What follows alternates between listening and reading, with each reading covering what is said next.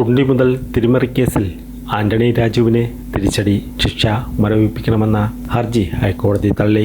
ഇതോടെ ആന്റണി രാജുവിന് തെരഞ്ഞെടുപ്പിൽ മത്സരിക്കാനാകില്ല എന്നുള്ള കാര്യം ഉറപ്പായി. മയക്കുമരുന്ന് കടത്തിയ കേസിൽ പ്രതിയായ ഓസ്ട്രേലിയൻ പൗരനെ രക്ഷിക്കാൻ കോടതിയിലിരുന്ന തൊണ്ടുമുതലായ അടിവസ്തു മാറ്റിയെന്നതാണ് കേസ്. ഈ കേസിൽ ആന്റണി രാജുവിനെ നെടുമങ്ങാട് മജിസ്ട്രേറ്റ് കോടതി 3 വർഷം തടവിന് ശിക്ഷിച്ചിരുന്നു. ഇതിനെതിരെ നൽകിയ അപ്പീലിൽ തന്നെ കുറ്റക്കാരനായി കണ്ടെത്തിയത് മരവിപ്പിക്കണമെന്ന ആവശ്യം രാജു ഉന്നയിച്ചെങ്കിലും തിരുവനന്തപുരം ജില്ലാ സെഷൻസ് കോടതി തള്ളി.